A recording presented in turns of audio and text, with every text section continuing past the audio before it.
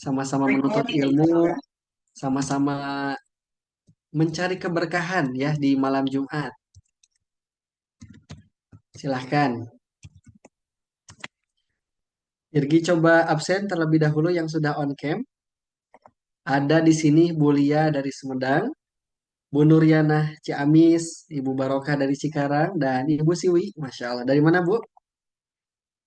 Nah, baik, langsung lanjut ke kolom komentar. Di sini ada dari Cibinong, Bu Yati, Semarang, Bu Dia, dari Surabaya, Bu Yariati, kemudian Bu Yati lagi, dari mana nih Bu? Nah, Denpasar, Bali, hadir, Ibu Agustina. Malam Sabtu, oh iya betul, malam Sabtu ya, mohon maaf. Nah, karena sama-sama Al-Kahfi nih Bun, malam Jumat itu Al-Kahfi, hari Jumatnya Al-Kahfi. Nah, mohon maaf ya, hari Jumat malam. Nah, Masya Allah, Cilegon hadir ya. Dari Jogja hadir. Insya Allah. Surabaya, Bulilik, Banda Aceh. Waalaikumsalam warahmatullahi wabarakatuh. Gunung Kidul, Masya Allah. Bapak Sarjono, Barakallah. Alhamdulillah silahkan Ayah Bunda. Sebelum kita mulai, mari kita sama-sama share terlebih dahulu ya. Link kajian Zoom-nya. Semoga dengan men-share link kajiannya, Ayah Bunda bisa mendapatkan, kita semuanya mendapatkan pahala dari Allah. Dari apa yang sudah kita share, link kajiannya, orang dapat ikut kajian, dapat hidayah, terus kemudian kita insya Allah akan menjadikan amal jariah juga. Jadi kita akan dapat amal jariah juga. Yang sudah share siapa nih Bun? Ayah yang sudah share? Alhamdulillah, Ibu Sunartin sudah share. Barakallah. Barakallah Bu Fatimah, Bu Siwi, Alhamdulillah Bu Yati. Sudah ya Bu Nur Halimah. Silakan di-share-share kembali status WA di Facebook, boleh ya. Kemudian di keluarga, teman-teman kantor, teman-teman mahasiswa, mahasiswi, boleh ya. Atau misalnya yang pelajar ikut, boleh. Karena insya Allah pada malam, malam hari ini di kajian kalam, ya pertemuan di hari Jumat, kemarin Alhamdulillah hari Selasa kita bertemu ya, menuntut ilmu. Kembali kita di hari Jumat ini menuntut ilmu bersama barang gurunda, yaitu Kak Yawan. Insya Allah beliau akan membersami pada malam hari ini dengan tema tips agar anak rajin sholat. Nah, Masya Allah. Siapa yang di sini yang sudah dititipin anak, putra ataupun putri? Boleh, Bun? Nah, ini insya Allah gimana nih caranya supaya anak kita rajin sholat? Karena insya Allah akan menjadi suatu kebanggaan ya, kebahagiaan ketika anak-anak kita rajin sholat. Oh cucu, Masya Allah sudah punya cucu ya, Bulia. Alhamdulillah, Barakallah. Baik, sudah siap Bunda? Coba cek terlebih dahulu. Kalau sudah siap, boleh dong dari mana? Misalnya Malang siap, Bandung siap. Nah, boleh ya. Alhamdulillah, Masya Allah. Ada 3 anak saya umur 10 laki-laki, Barakallah. Putranya ada 4, Masya Allah. Alhamdulillah. Silakan. Dan ini juga persiapan ya. Bekal bagi singgelilah, baik itu abang kakak yang belum menikah, yang belum dititipkan putra ataupun putri ya, yang sudah menikah, ini insya Allah akan menjadi wasilah ya. Semoga Allah undang buah hati kepada keluarga kita. Barakallah.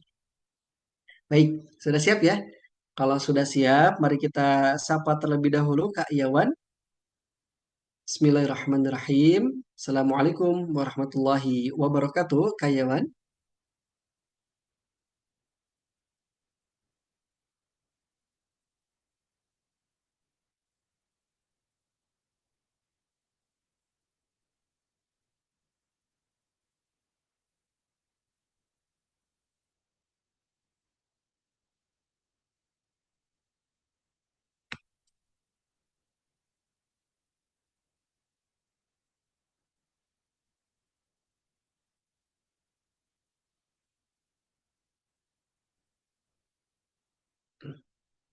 Baik, sambil menunggu pemateri kita, Gurunda Kak Yawan hadir pada malam hari ini, mari kita sama-sama terlebih. Bismillahirrahmanirrahim. Alhamdulillahirabbil alamin. Allahumma shalli ala Muhammad wa ala ali Muhammad.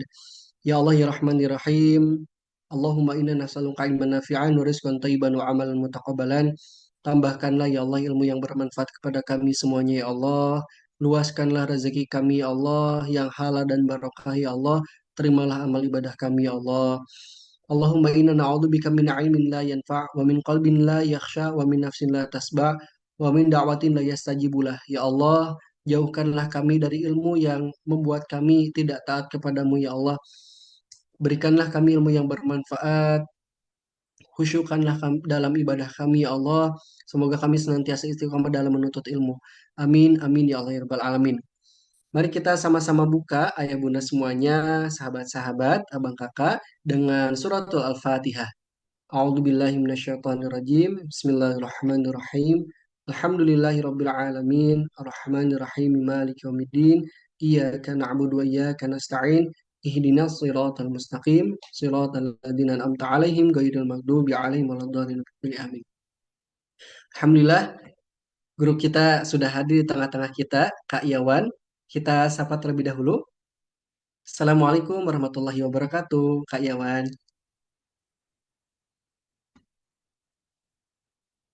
Waalaikumsalam warahmatullahi wabarakatuh. Ustadz Irgi, Masya Allah, Tabarakallah. Masya Allah, bagaimana kabarnya Kak Yawan? Alhamdulillah, banyak hal yang selalu bisa disyukuri dan dinikmati Ustadz Irgi. Masya Allah, Alhamdulillahirabbil alamin. Sebelumnya, Alhamdulillah senang banget. Terima kasih Kak Yawan telah menyempatkan hadir di Majelis Ka'lam dan juga membahas tema yang sangat penting pada malam hari ini, yaitu bagaimana anak rajin sholat. Nah, kenapa tema ini dibahas? Boleh Kak Yawan di-spill? Ya, Masya Allah, Tabarakallah. Kasih banyak ya, Kang Irgi. Alhamdulillah diizinkan untuk bisa ngobrol-ngobrol ya, sharing-sharing di Kalam ya, kajian malam dari salah satu program dari Waka Peradaban Internasional yang ini luar biasa, Mbak. Betul ya. Nah, kalau guru-guru yang lain ngambil tema-tematik tentang apa spiritual, tentang apa ya, tentang self healing dan lain sebagainya, izinkan saya mencoba mendalami tema yang memang akhir-akhir ini banyak saya dalami ya, terkait dengan parenting atau tentang pengasuhan. Walaupun hari-hari ini banyak betul kajian-kajian, sharing-sharing parenting yang bahkan bisa kita akses setiap saat ya hari-hari ini. Dan sekarang Kang Yirgi, Masya Allah ya, kita kalau dulu belajar harus dengan berbagai macam perjuangan ya, sila COVID, pandemi, akhirnya kita bisa melek digital. Akhirnya sekali klik, sekali kita ikut kajian bisa ada yang bahkan bisa semalam itu bisa ikut 2-3 kali kajian gitu ya kira-kira ya online gitu. Nah, ini mudah-mudahan bagian dari keberkahan. Eh, Kenapa ini tema yang saya angkat? Karena apa ya? Ini ada beberapa fenomena-fenomena nih yang belakangan ini agak sering terjadi gitu ya, dan banyak yang nanya gitu ya. Bahkan saya baru apa ya eh, membalas apa ya, ada beberapa WA dari apa ya orang-orang yang sudah lama konsultasi sharing juga dengan saya gitu ya. Kak, anak saya kok kalau di pondok itu rajin sholat, kalau di rumah malah bablas. Jadi ada yang kalau di pondok terjaga betul sholatnya ya, amalan-amalannya, di rumah bablas ya, sholat 5 waktu aja banyak yang dirapel sekaligus gitu ya. Ada beberapa orang tuh juga yang cerita sulit untuk ngajak anaknya sholat. Terus, karena apalagi anak ini sudah balik, sudah apa ya, bertanggung jawab dengan dirinya, amalnya sudah dia pertanggungjawabkan sendiri, tapi sholat aja masih tertinggal gitu ya. Nah, kira-kira di kita atau ayah bunda mungkin ada yang mengalami beberapa hal seperti itu gitu ya. Atau di sini anak-anaknya sudah terjaga betul sholat 5 waktunya. Wah, ini ada yang ini ya, Bunda Yati Alwan dari Cilegon ya, Masya Allah.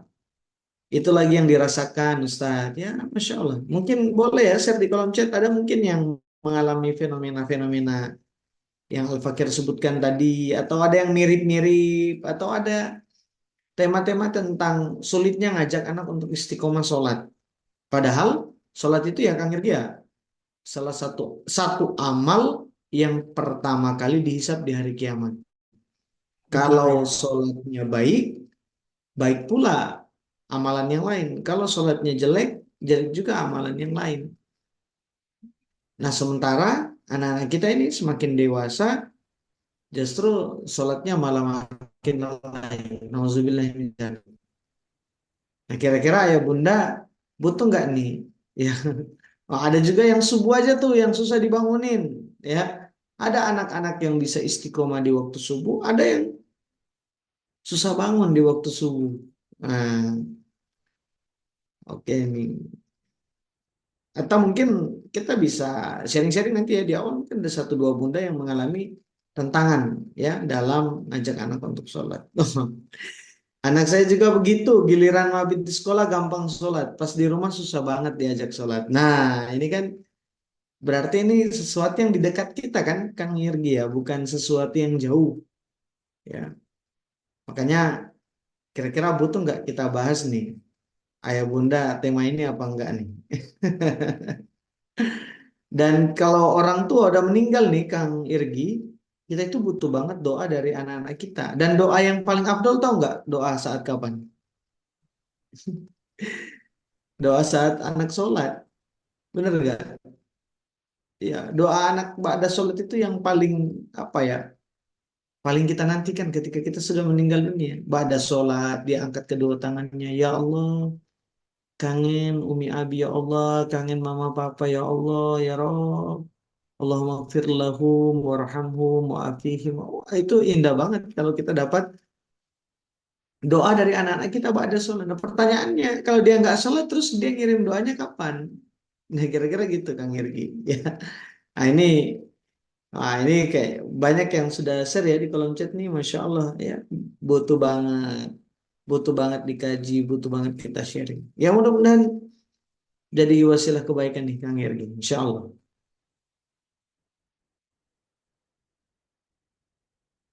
Masya Allah, tabarakallah. Alhamdulillah. Kayawan, nampaknya ayah bunda ini sudah siap belajar pada malam hari ini. Baik, sebelum dimulai, mari kita sama-sama ucapkan al-basmalah. Bismillahirrahmanirrahim kepada Kak Yawan dengan tema bagaimana supaya anak rajin sholat. Kepada beliau, Gurunda, kami persilakan. Silakan, Kak Yawan.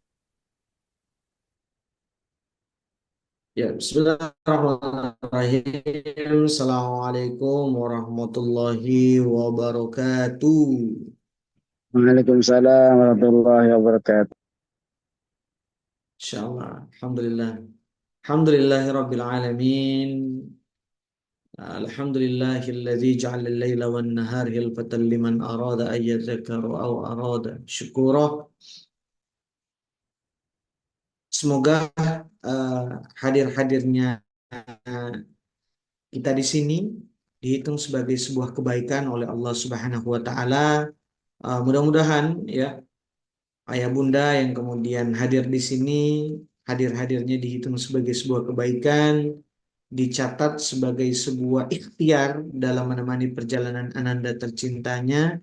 Karena kita orang tua tuh nggak dihisap nanti urusan pengasuhan, urusan anak itu dari sisi hasil, tapi kita akan dihisap dari sisi proses.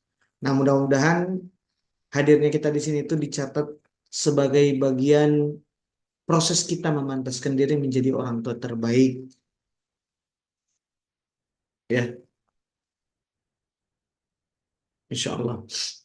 Dan ada yang apa ya open cam izinnya apa yang open cam nih? Ini dari Cikarang, ini Bunda Barokah ya benar ya, Masya Allah, tabarakallah. Ya. Ini ada Bunda Lia dari Sumedang ya, gimana tahu Sumedang aman ya. Ada Bunda Hastin ya dari Depok, Masya Allah. Dan banyak yang belum terlihat ini, tapi mudah-mudahan terpantau. Ya. Ya, mudah-mudahan belum terlihat. Tapi pada hadir nggak? Oh, off kamera. Ya. Kita cek dulu yang off kamera tapi masih terdengar suaranya. Gitu kan? Dan sampai saya jadi apa ya pengantar ini. Dicek dulu yang hadir nih, yang off cam tapi mak, gitu ya, nggak apa. Off cam nggak sambil disimak. Oke, kita coba cek dulu yang off cam tapi nyimak, ya hadir, ya, Insya Allah tabarakallah. Share di kolom chat hadir sambil di share dari mana aja yang hadir. Siap, Masya Allah, Bunda Imas dari Garut, Masya Allah. Rapihin baju, barakallah. Semoga jadi apa ya berkah ya setiap aktivitasnya. Serang Banten, Jambi udah lama nggak ke Jambi nih, Masya Allah. Gresik, Pemalang, Jawa Tengah, Masya Allah. Padang, Masya Allah, Padang, barakallah. Gorontalo, Masya Allah. Tanjung Pinang, Masya Allah, tabarakallah. Bekasi, Kaltara, Masya Allah. Siap, nggak apa-apa. Yang penting ditemenin ya, Kang Irgi di kolom chat. Ya, jangan sampai udah nggak ditemani off apa on cam, nggak ditemani juga dia. Masya Allah. Wah, alhamdulillah hadir nih. Ada Ustazah Lala dan Ustazah Anis nih juga ya. Teman-teman dari One Quran Institute yang saat ini lagi khidmat di Tauhid Center yang ada di Kota Mobagu nih. Masya Allah, tabarakallah. Berkah selalu. Ya, ntar seperti radio, nggak apa-apa. Mengenang masa lalu yang nggak ada layarnya, hanya ada radionya. Yang penting, kalau kata apa ya, guru kita tuh, yang penting frekuensinya sama. Eh, frekuensinya ke Allah, gitu ya. Baik, eh, Bismillah, Ayah Bunda, kita mulai sharing-sharing kita sharing-sharing aja, Kang Yergi. Saya nggak buat slide, tapi catatan saya banyak nih Kang Yergi untuk tema malam ini. Ya, saya banyak nyatet. Nanti kalau butuh catatannya nanti dicatat aja. Jadi saya buat apa ya perenungan sambil minta ditemenin sama Allah, mudah-mudahan kurang lebih ada berapa ya. Jadi bukan cuma apa ya dengerin materi yang nyatet. Saya juga banyak catatannya. Kurang lebih 4 lembar loh.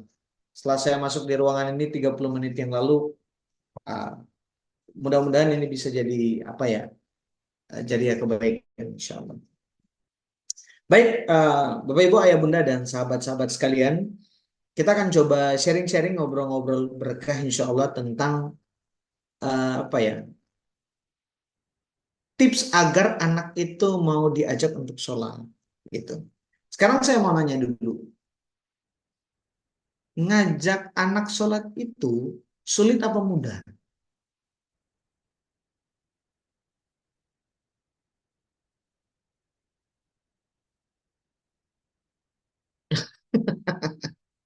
Ngajak mudah, closing enggak. Ngajak mudah, closing enggak. Sulit mudah, nggak mudah, gampang-gampang susah. Kadang sulit, kadang gampang. Oke, saya ajak ini dulu di awal ya. Ayah Bunda gini, kita dulu pernah jadi anak-anak. Waktu kita jadi anak-anak, sulit nggak istiqomah dengan ibadah? Itu dulu. Jadi biar kita sudut pandangnya dua. Sudut pandang sebagai orang tua dan sudut pandang bahwa kita juga dulu pernah jadi anak-anak. Biar apa? Biar nggak mudah ngejudge. Paham maksud saya ya Bunda?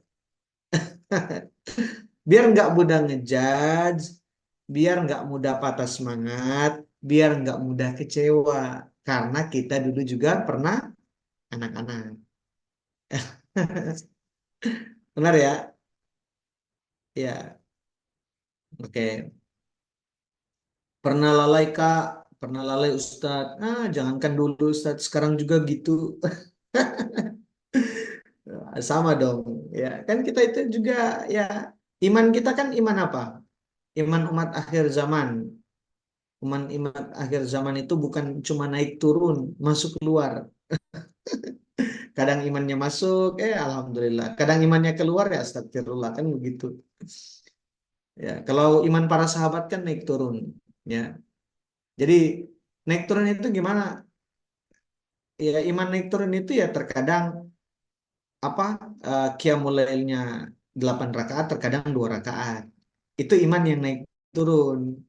Nah, kalau iman yang masuk keluar apa? Ya terkadang apa ya, sholatnya tepat waktu. Ini wajibnya aja ya.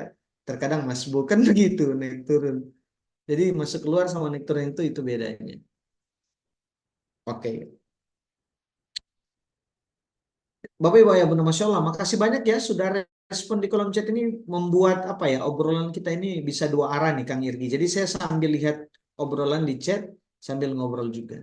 Belakangan ini saya lebih senang begini Kang Irgi daripada nampilin slide gitu ya, biar tektokan gitu. Ngobrol aja. Ayah Bunda, eh, tadi sebagian besar bilang ini ya, banyak yang mudah ngajaknya, sulit closingnya, banyak yang sulit untuk ngajak anak untuk istiqomah dalam kebaikan. Yang harus kita pahami yang pertama bahwa kita ini ngajak anak untuk taat, ngajak dia ke surga, dan sesuatu yang apa ya, menyelamatkan kita, ngajak kita ke surga itu memang tantangannya luar biasa. Itu dulu harus kita pahami. Sementara kalau bermaksiat itu mah mudah, benar nggak? Ngajak maksiat itu mudah, tapi ngajak taat itu sulit. Jadi memang ngajak anak untuk taat itu butuh perjuangan. Itu dulu fondasi dasarnya. Jangan baru sekali 2 kali kemudian udah putus asa. Ya kan, dianya aja mah yang gitu. Jangan juga begitu. Memang kita juga butuh butuh apa ya? Butuh banyak kali apa ya? Percobaan, butuh banyak kali belajar, butuh banyak kali menempatkan diri di komunitas yang baik sehingga kita bisa istiqomah hari ini. Apalagi anak-anak kita hari ini yang dulu kita hidup di zaman yang nggak pegang handphone ya, ya Bunda ya. Benar ya?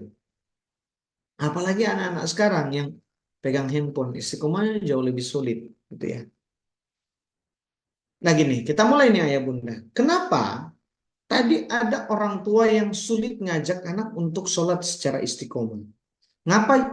Mengapa juga ada anak-anak yang waktu di pondok itu mudah istiqomah, kalau keluar pondok itu bablas, ya. Termasuk di sini ada ini ya, ada Lala, ada Anis, gitu ya.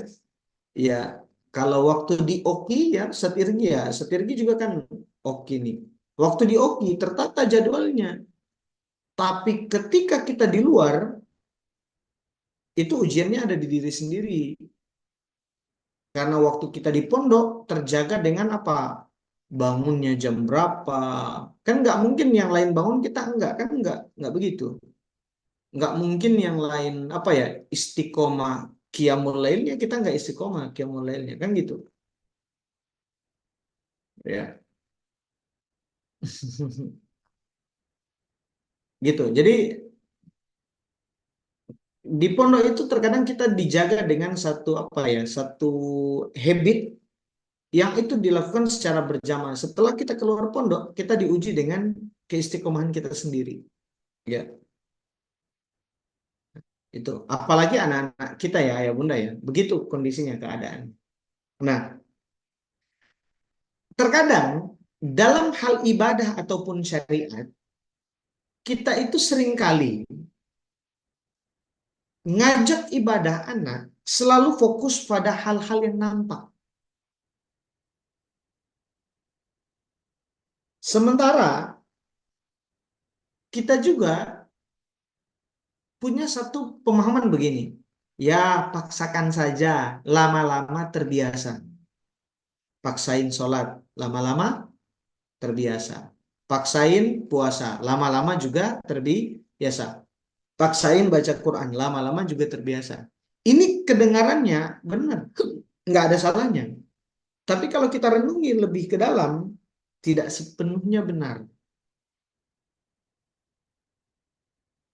Karena begini, kalau kita fokus pada pembiasaan, pembiasaan, pembiasaan, maka ketika kita memulai pembiasaan itu, kita akan selalu fokus perintahnya pada instruksi, benar nggak?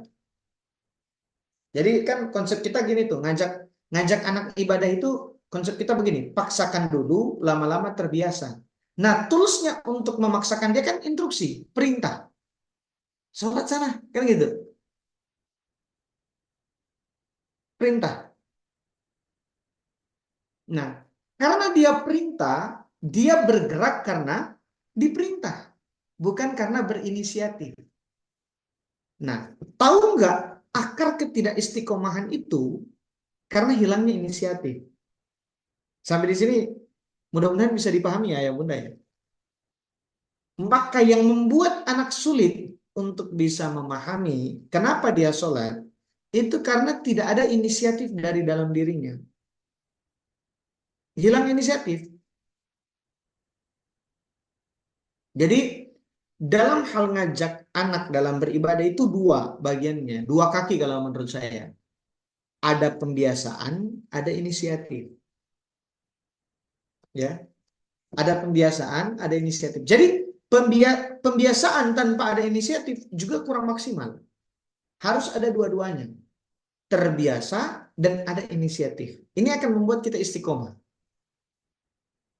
Nah, seseorang bisa berinisiatif kan, kalau pembiasaan kan bisa dibuat kurikulumnya ya, di pondok dibiasakan, di rumah Quran dibiasakan ya, dan lain sebagainya. Nah, itu saya nggak bahas bagian sana. Saya akan bahas lebih ke dalam tentang inisiatif.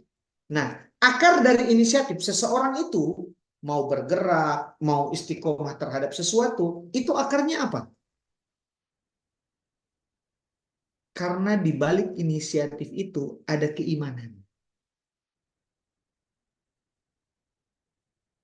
Ada keimanan. Jadi akar dari inisiatif itu keimanan.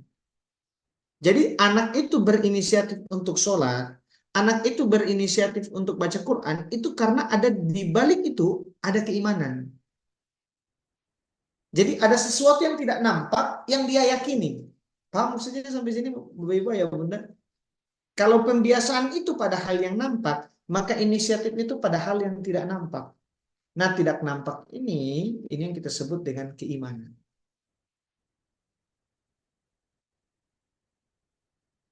Nah, yang kedua akan konklusi.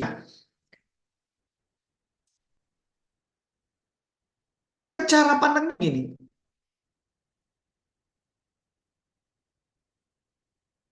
beda hasilnya kalau cara kita memandang syariat itu beda. Contoh, kalau anak, kalau ayah bunda melakukan pembiasaan, ujung-ujungnya sholat itu akan dipandang sebagai beban. Benar tidak? Barusan sholat maghrib. Udah mau isya lagi. Sholat lagi, sholat lagi. Itu berarti kita baru sampai di level apa? Beban. Syariat itu kita pandang sebagai apa? Beban. Nah, anak yang seringkali dibiasakan sholatnya, diinstruksi, itu akan menghasilkan puncaknya. Anak merasa sholat itu sebagai beban. Ya. Makanya hari-hari ini banyak anak-anak yang kemudian tidak istiqomah dalam ketaatan, dalam sholatnya, karena dia memandang itu semuanya masih menjadi beban. Itu akarnya. Mudah-mudahan bisa ditelaah ya Bunda ya.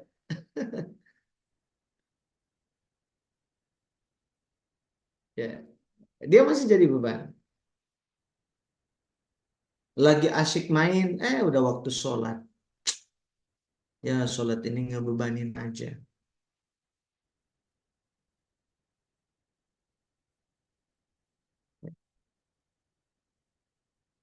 Tapi sebenarnya ya Bunda, pada dasarnya setiap kita manusia itu, ya, ya Bu, karena kalau nggak disuruh nggak sholat, iya itu, karena dia masih levelnya itu melihat syariat itu sebagai beban. Nah, saya mau masuk ke sana ini. Tapi Bapak Ibu ya Bunda begini, pernah nggak dalam hidup kita itu sekalipun dipaksa kita mau? Jadi pernah nggak ada dalam episode hidup kita yang sesuatu itu sekalipun dipaksa, kita menikmati keterpaksaan itu? Kapan? Kapan kita melakukan sesuatu yang sekalipun itu dipaksa, kita menikmati paksaan itu? Ketika sesuatu itu apa? Ketika sesuatu itu mulai kita pahami ada manfaatnya. Benar nggak? Contoh, yang lagi kelebihan berat badan. Kan solusinya apa? Olahraga. Kan buat orang yang jarang olahraga itu olahraga mudah apa sulit? Tapi kenapa ada orang mau menikmati keterpaksaannya dalam berolahraga? Kenapa ada orang yang kemudian dia mau diet ketika dia mengalami sebuah persoalan apa ya? Persoalan apa ya? Dengan kesehatannya. Dia misalnya didiagnosis dengan satu penyakit tertentu yang dia harus apa ya? Diet dengan makanan-makanan. Misalnya kalau udah kena kolesterol kan apa mengurangi gorengan gitu ya. Yang berminyak ya, yang santan-santan gitu kan. Kenapa kemudian sekalipun itu kita menikmati makanan itu, kita rela tinggalkan dengan terpaksa? Ya, karena kita mulai menyadari tentang apa? Manfaat dan butuhnya.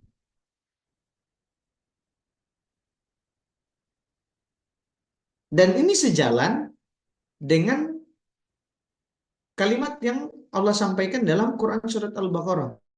La ikraha fid din. Tidak ada paksaan dalam agama.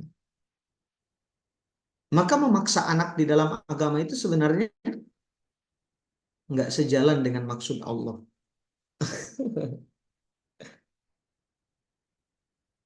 Maka tugas kita orang tua itu berarti bukan memaksa, bukan menginstruksikan, tapi memahamkan akan manfaat sholat.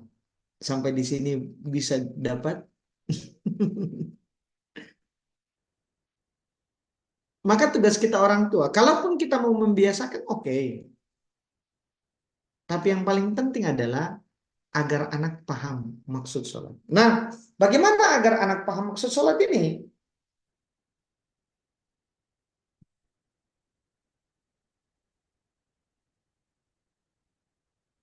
Hadirkan kekaguman. Dia sholat untuk siapa? Untuk Allah. Agar kemudian dia menikmati ya sholatnya, dia merasa butuh dengan sholatnya, maka hadirkan dulu kekaguman kepada siapa? Penciptanya. Ya.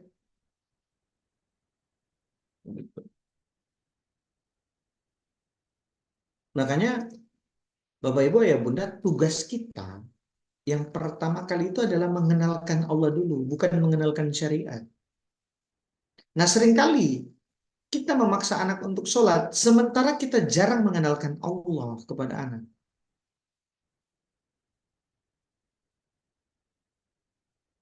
Benar nggak?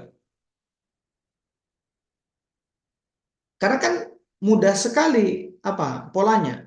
Kalau anak sudah kagum sama Allah, maka anak kemudian akan mengenal Allah. Kalau anak sudah mengenal Allah, dia kepengen dekat dengan Allah. Kalau dia sudah pengen dekat dengan Allah, dia akan jatuh cinta. Kalau dia akan jatuh cinta, syariat itu dia akan lihat sebagai sebuah kebutuhan, bukan sebagai sebuah beban.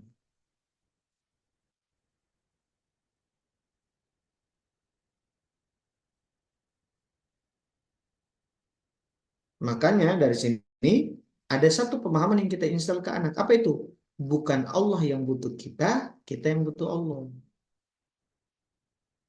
Bagaimana cara kita menginstal itu? Nah, Masya Allah, kita tuh dikasih banget nikmat sama Allah. Tuh, apa ayah tuh, Masya Allah hari ini ikhtiar ya, bisnis ya, ke kantor, Allah mudahin rezekinya, alhamdulillah nak ya, bisa makan enak ya, bisa punya rumah ini. Jadi segala yang Allah titipkan nikmat itu sering ceritakan ke anak. Itu akan membuat dia terperangah dengan kebesaran Tuhannya, dengan kebaikan Allah.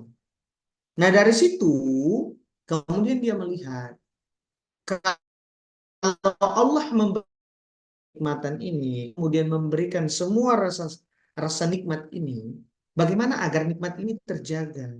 Dia harus dekat dengan Allah.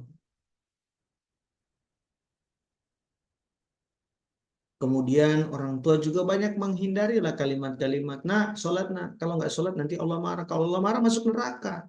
Seakan-akan sholat ini Allah yang butuh, bukan kita yang butuh.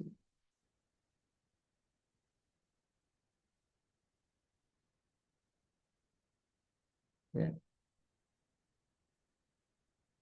Jadi buat anak agar kemudian keimanannya itu bertambah dengan membuat dia sadar dan dia membuat dia merasa butuh sama Allah. Caranya gimana? Ya kenalkan tentang kekaguman, kenalkan tentang kebesaran Allah lewat obrolan, lewat cerita. Setiap kali kemudian ada kebahagiaan dalam rumah, ceritakan, nah alhamdulillah, Kak alhamdulillah, ih Allah mudahin semuanya. Gitu. Dari situ sebenarnya, itu dulu ya. Sampai di sini bisa ya ditangkap ya ya Bunda ya. Jadi banyak kita tuh fokusnya di syariat, pembiasaan yang nampak. Padahal kalau ingin anak istiqomah dia butuh inisiatif. Nah, inisiatif itu lahir dari kesadaran, dari rasa butuh, dari keimanan yang terbentuk. Kapan keimanan itu terbentuk? Ketika dia sadar, ketika dia butuh akan Allah. Baru syariat itu kemudian dia rasa penting. Nah, tugas kita orang tua apa? Membuat anak itu terperangah, kagum, kenal dengan Robnya, merasa dia butuh dengan Robnya.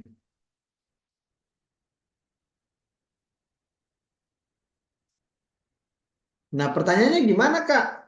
Kalau ada anak yang nggak mau sama sekali dinasehatin, nggak mau sama sekali diajak sholat, nggak mau sama sekali kemudian diajak untuk taat, lebih senang main dengan temannya, lebih senang ngumpul dengan temannya.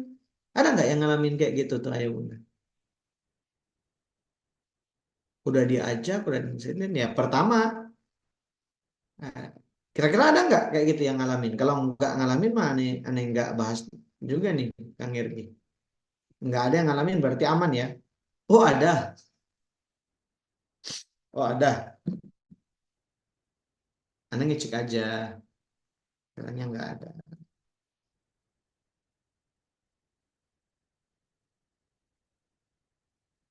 Ada.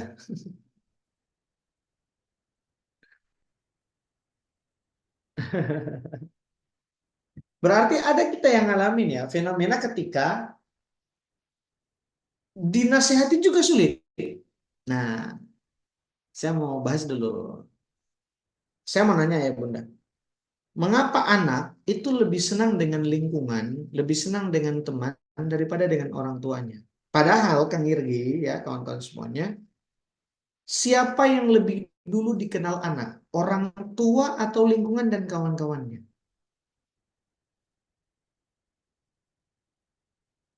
Ortu. Siapa yang lebih banyak berkorban? Siapa yang lebih banyak berjuang untuk dirinya? Orang tua, kawannya, atau lingkungannya?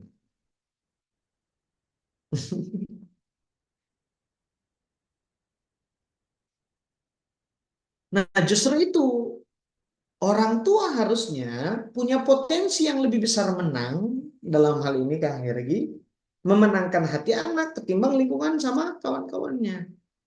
Hanya persoalannya Kang Hergi, banyak hal yang dilupakan oleh orang tua. Apa itu? Orang tua tuh seringkali jarang menciptakan lingkungan yang kondusif di rumah untuk anak.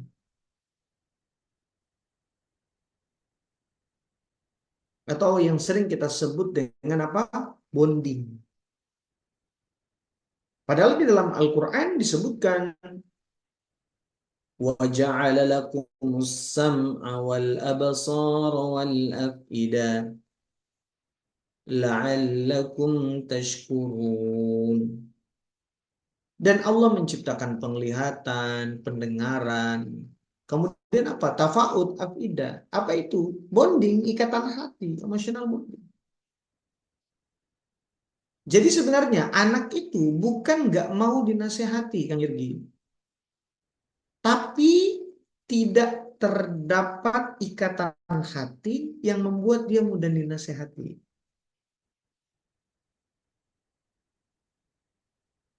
Contoh sederhana. Kita itu dengan anak lebih banyak nuntun atau lebih banyak nuntut. Nah, ini penting ini.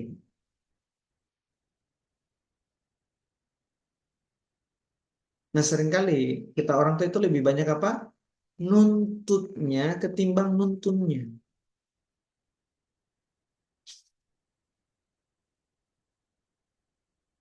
Itu yang seringkali kenapa anak lebih nyaman dengan lingkungannya di luar ketimbang lingkungannya di dalam rumah. Karena dia merasa tertuntut ketika bersama kita, sementara di luar dia merasa tertuntun. Nyaman.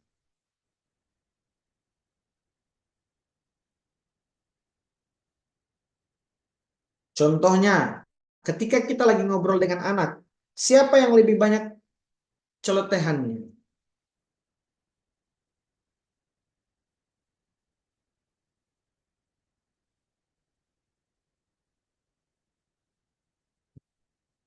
Saya mau tanya ya Bunda, dulu waktu kita kecil, kita itu lebih senang dengerin kata orang tua atau lebih senang orang tua dengerin kata-kata kita? Waktu kita kecil dulu, kita itu merasa berharga karena dengerin omongan orang tua atau kita didengarkan orang tua. Nah itu kenapa kita nggak pakai hari-hari ini? Dengerin anak kita, kan gitu.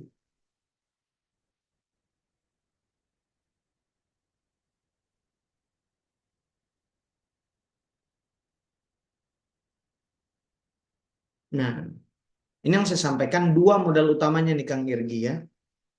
Agar kemudian kita itu bisa memenangkan anak dan kita menciptakan lingkungan yang enak bagi anak.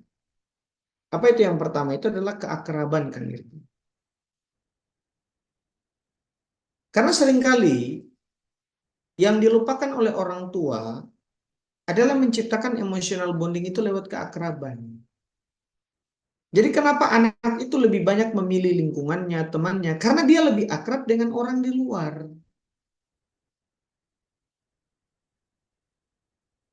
Kita itu dengan anak seringkali lebih banyak ngomongin yang penting-penting aja. Sementara ngomong yang nggak penting itu jarang dengan anak. Kebayang ayah bunda, dalam rumah tangga, kita itu seringkali hanya ngobrol hal-hal yang penting. Kalau yang nggak penting, kita nggak obrolkan.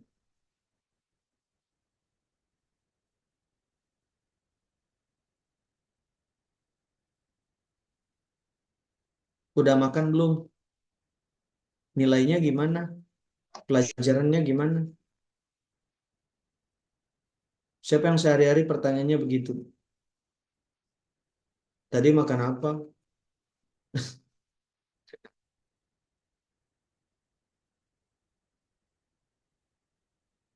Iya, Bu.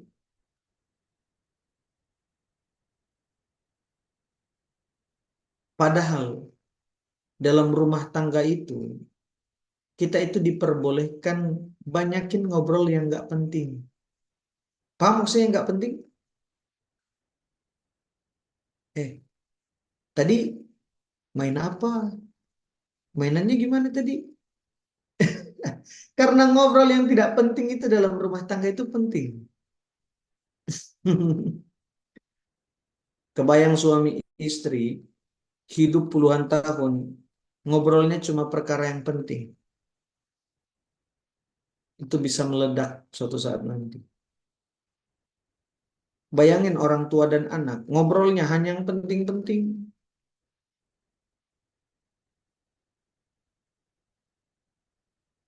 Ingat nggak kisah dulu Rasulullah datang ke rumahnya Anas bin Malik, yang di rumahnya Anas bin Malik itu ada seorang anak yang nama panggilannya Aba Umair.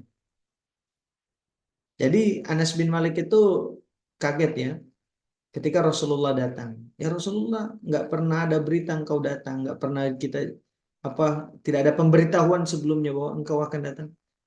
Ya kata Rasulullah, aku nggak berkunjung kepada antum, tapi aku berkunjung kepada keponakan antum, namanya Abu Umair.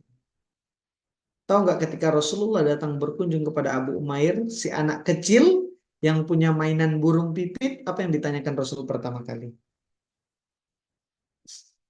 Apa kabar burung pipitmu? Ya, seorang petinggi negara, ya, presiden datang temui seorang anak. Yang ditanyakan apa? Kira-kira penting nggak nanyain yang begitu? Ya nggak penting, tapi yang nggak penting itu penting. Makanya dulu, ketika apa ya anak-anak muda di generasi Rasul itu datang berjihad di jalan Allah, berperang di medan perang, anak-anak usia 12, 13, 15 tahun itu siap memegang pedang untuk kemudian bertarung di medan perang. Pertama, bukan karena syariat dulu, karena mereka melihat sosok pembawa syariat. Siapa yang mereka lihat pertama kali? Akhlaknya Rasul, kebaikannya Rasul, keakrabannya Rasul. Jadi mereka ini sudah jatuh hati dengan Rasul sampai akhirnya ketika Rasul menyampaikan syariat, mereka satu kali saja satu kali saja ajakan, mereka langsung turun. Bahkan memberikan apa? Nyawa mereka sendiri di jalan Allah.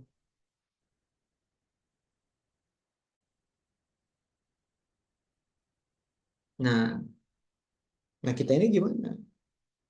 Karena nggak akrab itu akan susah value masuk. Kalau kita nggak akrab dengan seseorang, kira-kira kalimat-kalimat kita nyampe nggak kira-kira? Tapi beda kan kalau kita sama teman yang akrab, kalimat kita itu jadi nasihat yang paling indah buat dia, bener nggak? Eh, anak itu kalau akrab dengan orang tuanya, apapun ya yang disampaikan orang tua itu bisa masuk. Ya.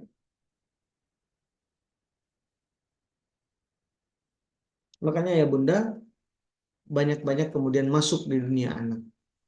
Nggak harus setiap hari ditanyain nilainya. Ya. Bahkan terkadang hal-hal yang sepele tentang hobinya, ya, tentang ya, yang sepele saja tentang dunia anak. Itu yang pertama, keakraban. Yang kedua apa? Kita bisa memenangkan hati anak, ya, menyamankan lingkungannya kalau kita punya apa? Keteladanan. Kalau kita punya keteladanan, maka sumbernya adalah integritas. Gak gampang bohong. Awas lo ya, kalau nakal nanti ditangkap polisi. Anak nakal nggak ditangkap-tangkap sama polisi sampai hari ini. Dan itu kita kan, siapa yang sering kali bilang begitu? Jangan nakal, nanti ditangkap tuh sama polisi. Ya, sekarang dia nakal juga nggak ditangkap-tangkap. Ya, itu kan integritas kita di mana? Akhirnya anak punya kesimpulan apa? Apapun yang disampaikan orang tua itu hanya apa? Omdo, omongan doang.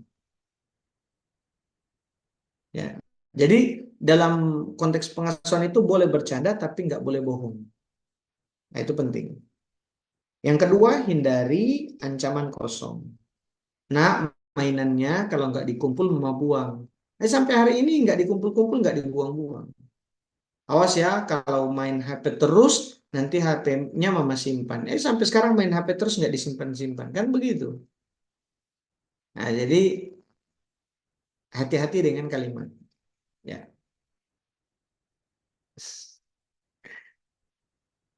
Ya, zaman sekarang nakutin anak dengan seruan Kang Deddy Mulyadi. Ya, itu di satu sisi itu bagus.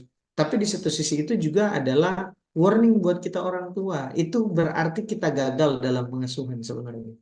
Mohon maaf lahir batin ya, ya Bunda ya.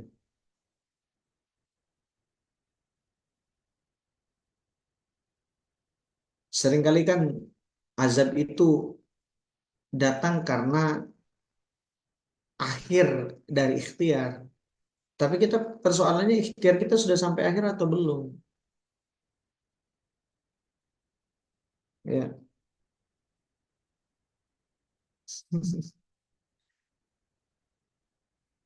Ya, kalau saya sih melihat itu ya, Bunda ya. Sekarang sudah ada program ya. Setuju nggak setuju? Ya, setujunya ini bagus untuk jangka pendek, tapi jangka panjangnya apa dan gitu. Dan ini juga jadi apa ya, warning buat kita orang tua bahwa jangan-jangan ada yang,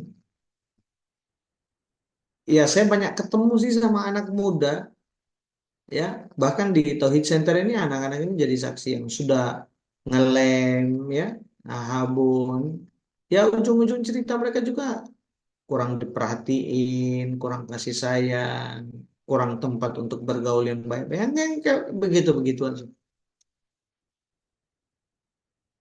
gitu ya.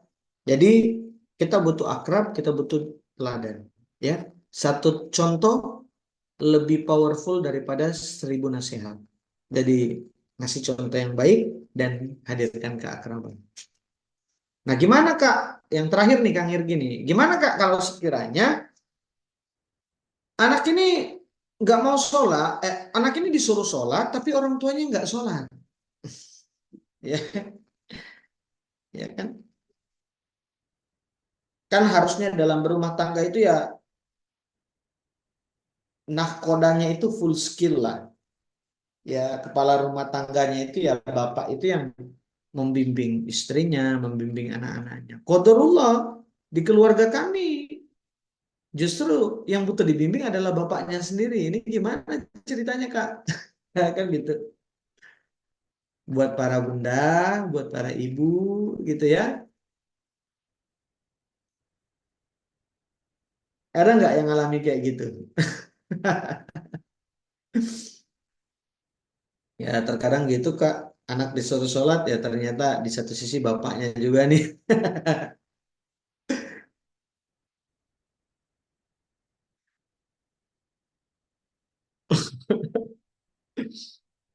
Ya.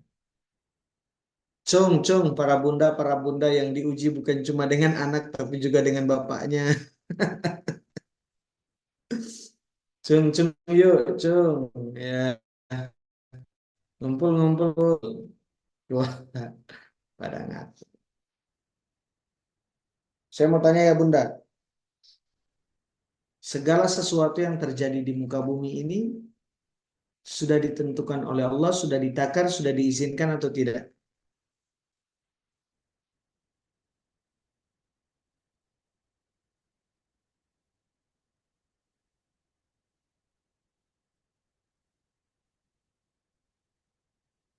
Sudah ditentukan oleh Allah. Berarti yang memilihkan pasangan untuk kita, yang menjadikan dia ayah dari anak kita itu siapa?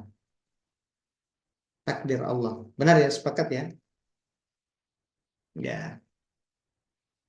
Kalau nahkoda lagi kemudian bermasalah, apakah kita biarkan kapal berlabuh begitu saja? Ya. Caranya gimana? Ambil alih untuk sementara waktu. Gitu. Berarti para bunda tuh dikasih Allah banyak peluang pahala gitu. Semoga para bunda itu jadi jalan kebaikan untuk suaminya dan juga jadi jalan kebaikan untuk anak-anaknya. Jadi pahalanya dua. Itu cara berprasangka baiknya. Ya, jadi enak jadinya.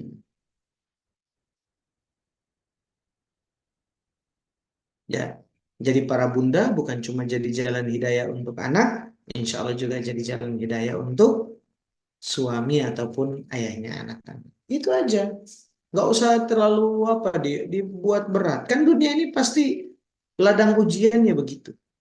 Ya, seideal-idealnya kita nggak mungkin nggak ada ujian. Benar ya? Ya udah gitu. Ya, ambil alih pengasuhannya, bersyukur. Pertama, bersyukur para bunda berarti Allah kasih jalan dan peluang pahala yang lebih banyak. Yang kedua, ambil alih pengasuhannya sesuai dengan yang kita mampu. Sambil minta tidak ada yang tidak mungkin di sisi Allah Subhanahu wa taala. Ya, lakukan yang terbaik, berikhtiar sepenuh raga, berpasrah sepenuh jiwa, berdoa sepenuh rasa. Sisanya serahkan sama Allah saja. Iya, gitu. Ambil setirnya, berat banget, nggak apa-apa, selama masih ada Allah. Oke? Itu mungkin Kang Irgi, mudah-mudahan apa ya, tak terasa sudah sejam nih kita ngobrol-ngobrol nih. Mungkin bisa ada sesi tanya jawab biar lebih apa ya, interaktif. Mudah-mudahan ada manfaatnya ya Bunda ya. Barakallahu fikum. Mohon maaf jarang aktif-aktif lagi nih. Mudah-mudahan di apa ya, diundang lagi ke Kalam. Barakallah. Assalamualaikum warahmatullahi wabarakatuh. Waalaikumsalam warahmatullahi wabarakatuh. Masya Allah, tabarakallah. Alhamdulillah. Terima kasih Kak Yawan yang telah membersami pada malam hari ini. Alhamdulillah nih sudah ada masuk pertanyaan yang menarik ya, Kak Yawan. Sebelum Irgi tanya, Kak Yawan, mohon maaf tadi agak terlewat. Yang pertama keakraban, yang poin kedua itu apa? Keteladanan. Keteladanan. Baik, terima kasih Kak Yawan. Di sini ada pertanyaan eh, dari anonim atau belum apa tidak disebutkan ya namanya. Ini izin bacakan dari bunda ataupun ayah. Usia anak 8 tahun, kemudian orang tuanya, ibunya usia 54 dan ayahnya 63 tahun. Dengan perkembangan zaman saat ini, bagaimana pola asuh secara Islami? Pengaruh HP sangat kuat sekali, Ustadz. Silakan Kak Yaman.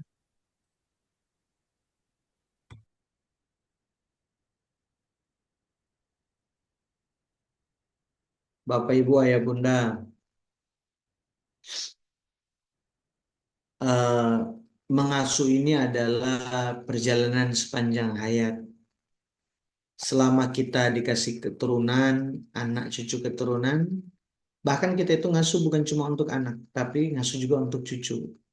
Ya, selama kita masih hidup, berarti tugas pengasuhan itu masih berjalan. Tugas kita itu bukan untuk kemudian mengkhawatirkan zaman yang terlalu berlebihan. Khawatir, oke. Waliyahsyalladina law taraku min khalfihim. Oke. Tapi ada yang lebih penting dari itu. Khawatir itu dibawa dengan cara kita untuk menyikapinya dengan baik dan benar.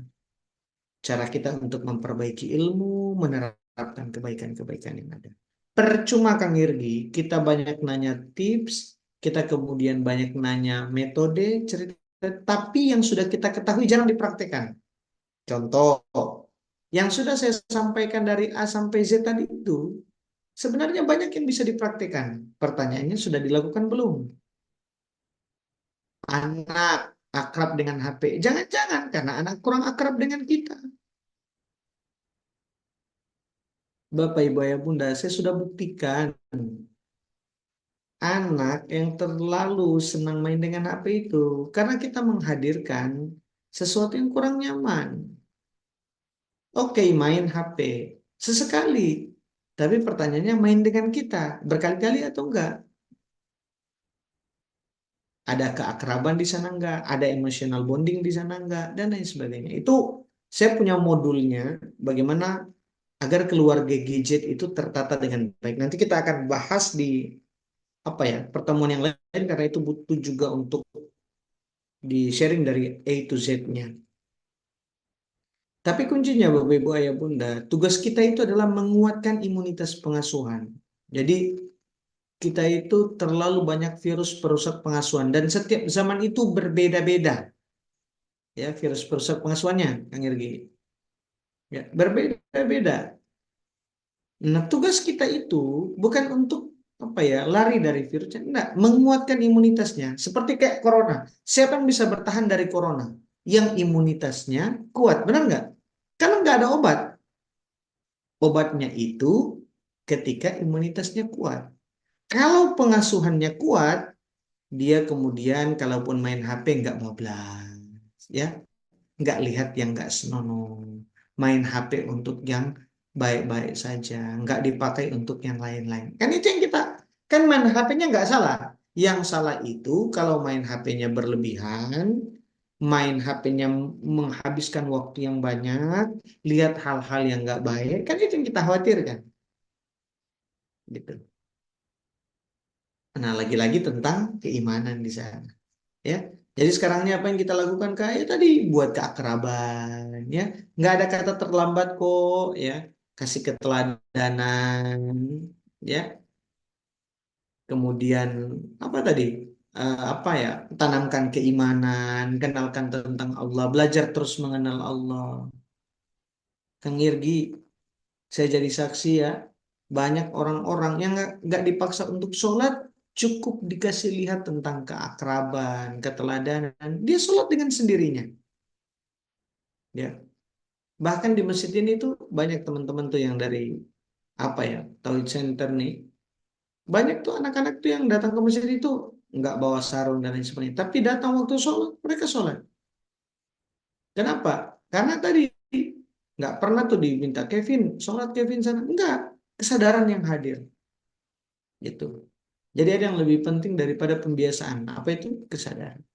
Jadi ya buat dulu lah yang apa yang kita bisa dari ilmu yang kita dapat malam ini praktek dulu Kang Irgi. Itu yang penting buat keakraban, banyak ngobrol dengan anak.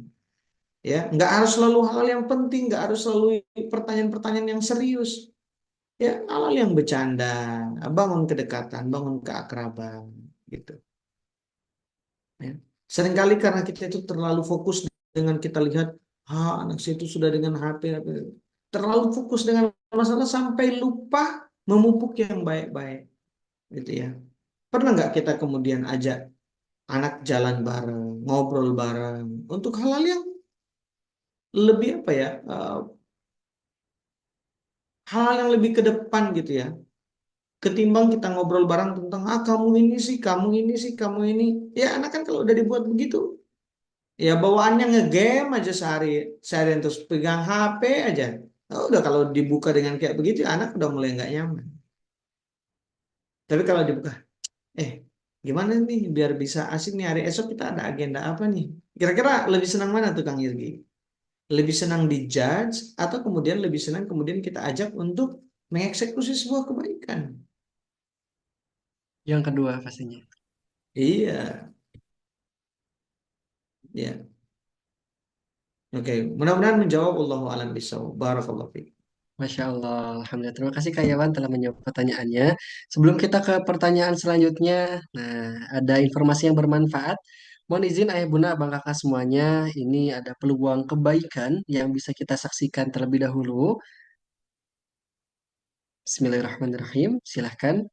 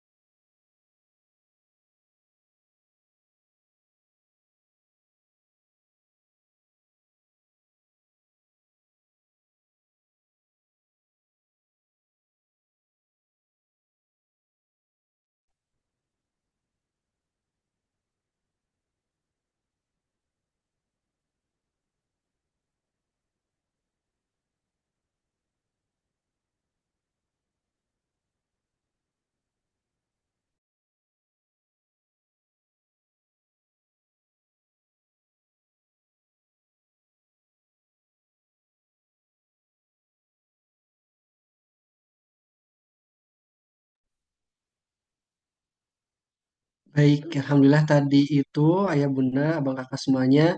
Alhamdulillah proses pembangunan musola akhwat The Yatim Village. Nah, sampai saat ini masih di angka 50%. Jadi belum selesai. Tadi kan Kak Angga menyampaikan kepada kita bahwa atapnya itu nanti diganti dengan kubah seperti itu. Kemudian ya dirombak mohon maaf toiletnya atau WC-nya agar lebih luas ya musolahnya, terus kemudian ditempatkan di tempat yang menyesuaikan, sehingga memang butuh bantuan kita. Karena insya Allah ayah bunda sebagaimana yang dikatakan oleh Kak Angga, harta kita itu eh, pasti akan keluar gitu. Apakah keluarnya itu di jalan kebaikan lagi atau tidak. Nah, supaya tetap di jalan kebaikan, maka kami mengajak sebagaimana Rasulullah SAW bersabda, apabila manusia itu meninggal dunia, maka terputuslah segala amalnya kecuali tiga, yaitu sedekah jariah, wakaf, ilmu yang bermanfaat, dan anak yang soleh yang mendoakan kepada kedua orang tuanya. Maka dari itu, ayah bunda yang ingin mencatatkan nih namanya di Yatim Village, kemudian insya Allah disaksikan oleh para malaikat juga, yang ingin berwakaf dengan nama orang tua, silakan langsung kepada nomor rekening 954 4444 dengan nama Wakaf Yatim Village. Ayah Bunda bisa foto terlebih dahulu ataupun bisa disalin nomor rekeningnya, dan jangan lupa untuk konfirmasi kepada Kak Lisna di 0811 127 6799 di nomor WA beliau. Boleh silakan wakaf orang tua ataupun misalnya wakaf dengan diri sendiri. Semoga menjadi amal jariah bagi kita semuanya, abang kakak, ayah bunda yang insya Allah dimuliakan oleh Allah Subhanahu Wa Taala. Alhamdulillah. Baik, izin Kak Yawan, di sini ada pertanyaan lagi. Irgi izin bacakan, mungkin ini sebagai eh, pertanyaan terakhir ya.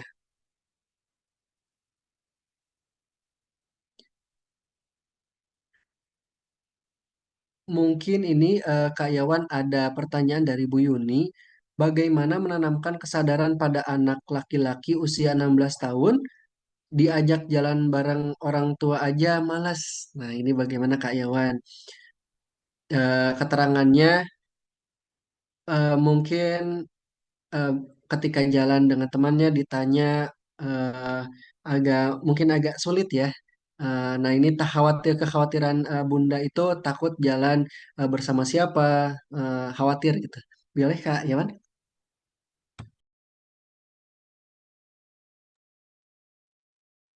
Kalau dia anak remaja itu lebih banyak ngobrol aja Bu, komunikasi. Udah gitu aja, komunikasi. Kan terkadang kita merasa anak itu sudah punya dunianya sendiri sampai kita ngobrolnya hemat kan gitu. Jadi kalau dengan anak itu tuh banyak ngobrol ya, dialog, bukan cuma monolog. Ya, banyak ngobrol situ. Kemudian banyak ngasih pertanyaan-pertanyaan yang menguatkan gitu kan.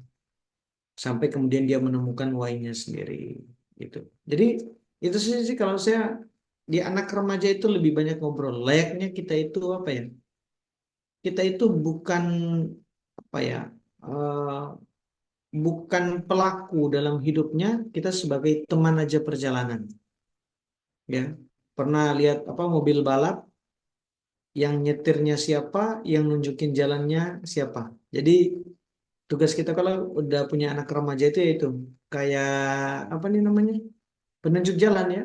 Jadi kita ngasih tahu aja 30 meter ke depan nanti belok kanan. Tikungannya ya 45 derajat kayak begitu.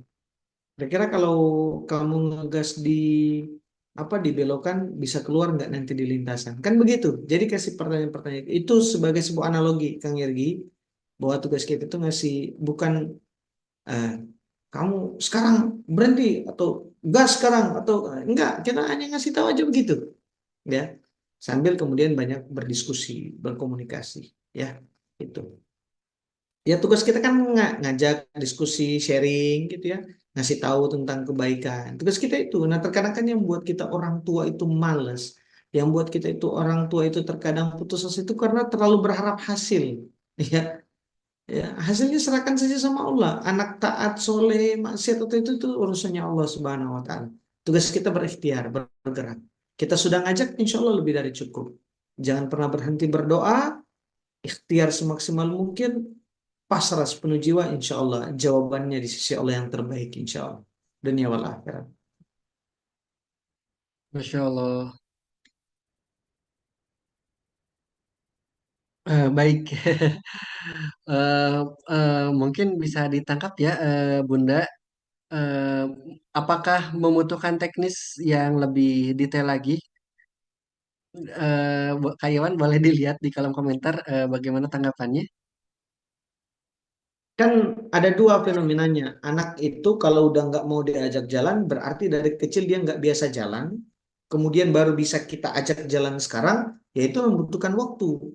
Karena saya pernah apa ya, pernah coaching ya, ada orang tua itu dia punya anak perempuan kelas 2 SMA, bapaknya ini kerja di sebuah perusahaan. Ya penjelasannya begitu, dari sejak kecil itu dia kehilangan waktu sampai bonding nggak pernah, sampai akhirnya ketika dia sudah gede anaknya udah nggak mau dekat sama bapaknya. Awalnya dia berpikir bahwa ya itu karena dia sudah punya dunia sendiri. Ternyata anak ini itu di satu sisi itu makin jauh dari bapaknya. Akhirnya bapaknya konsultasi, saya bilang Pak, kuncinya yang pertama bonding gitu. Oh, awalnya 3 kali pertemuan Kang Irgi itu ya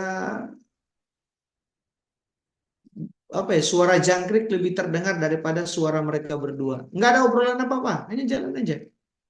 Pertemuan kelima lah kalau nggak salah, jalan kelima. Kemudian anak itu bilang, kenapa nggak dari dulu begini kan begitu. Jadi kita saja orang tua itu punya diri di masa kecil di dalam diri kita yang dewasa. Apalagi anak kita yang masih remaja. Dia punya apa ya, bagian kecil masa lalunya di masa kecil yang bisa belum lengkap.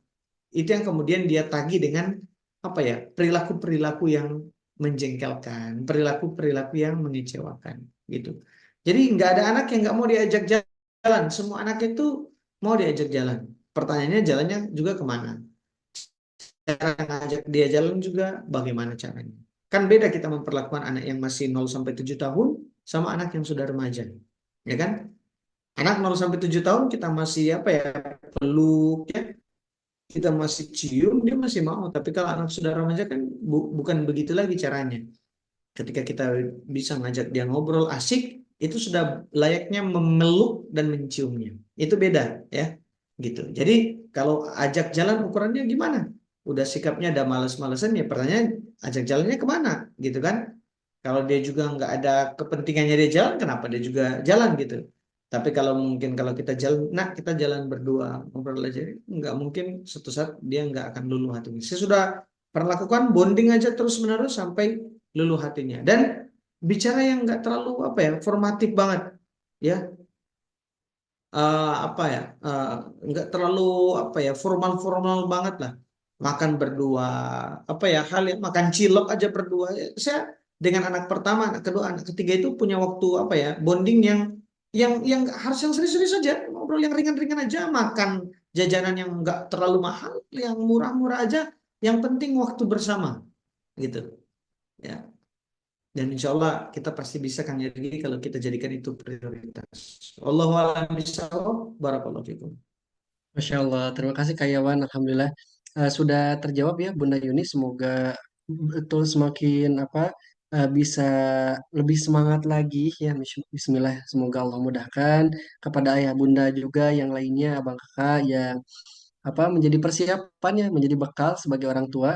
Karena ini belum merasakan nih Kak Iwan, apa anaknya masih usia jalan 2 bulan. Jadi masih apa, masih di ini. Nah, kalau misalnya ayah bunda nih, Masya Allah, tantangannya luar biasa, semangat menuntut ilmu, dan kita coba mintakan kepada Kak Yawan untuk closing statement. Silakan Kak Yawan sebagai penghujung di pertemuan pada malam hari ini. Ya, ayah bunda semuanya, tugas kita kepada anak itu bukan hanya sekedar ngajarin syariat, tapi membuat anak kagum dengan Allah. Jadi anak kalau semakin kagum dengan Allah, dia mudah dekat dengan Allah. Kalau dia sudah dekat dengan Allah, dia akan merasa bahwa setiap syariat itu adalah jalan dia untuk bertemu dengan Allah, jalan dia untuk kemudian mengenal Rabb-Nya. Maka kalau ingin kemudian anak kita taat, istiqomah dengan syariat, sholat, baca Quran, dan lain sebagainya, buat dia kagum dengan Allah. Kalau dia sudah kagum dengan Allah, inisiatif akan hadir, dia sadar dia butuh, insya Allah akan membuat dia istiqomah sampai akhir hayat. Dan perbaikan itu dimulai dari diri kita orang tua, insya Allah anak-anak juga akan mengikuti setelahnya. Barakallahu fikum. Wallahu a'lam bishawab. Amin ya rabbal alamin. Insyaallah tabarakallah. Alhamdulillah. Terima kasih Kak Yawan telah membersaing pada malam hari ini. Kita doakan ayah bunda, abang kakak semuanya semoga Kak Yawan senantiasa sehat walafiat. Allah mudahkan urusannya dan semoga di Masjid Tauhid Center semakin berkah, semakin banyak jemaahnya, semakin banyak remaja yang terbersamai dan terdidik. Amin ya rabbal alamin. Alhamdulillah, ayah bunda semuanya berakhir sudah di kajian malam pada malam hari ini. Jangan lupa untuk hadir kembali di Selasa malam dan bagi ayah bunda yang ingin berwakaf kembali, silakan ke nomor rekening yang sudah ada di kolom komentar. Nanti insya Allah akan diputar kembali oleh admin. Barakallahu fikum. Wassalamualaikum warahmatullahi wabarakatuh. Waalaikumsalam warahmatullahi wabarakatuh. Terima kasih, Bismillah, Ustaz. hari ini hari Jumat di tanggal 16 Mei 2025. Izin kita update progres renovasi musola lantai 2 dan asrama Ahmad SMP di Yatim Village. Alhamdulillah untuk kamar-kamar sudah selesai. Pengerjaan kurang lebih 1 minggu lebih dan sekarang lagi bagian lorongnya.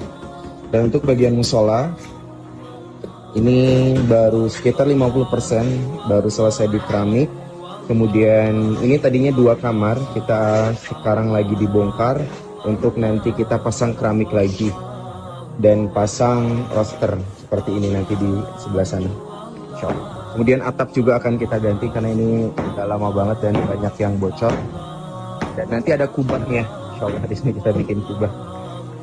Karena untuk area sholat akhwat sementara di bawah sana dan itu udah nggak cukup, dan di bawah sini itu ikhwan. On you, the Lord Most High. Allah. Baik, barakallahu fikum ayah bunda. Kita hitung dari tiga, tiga, dua, satu. Terima kasih. Silakan.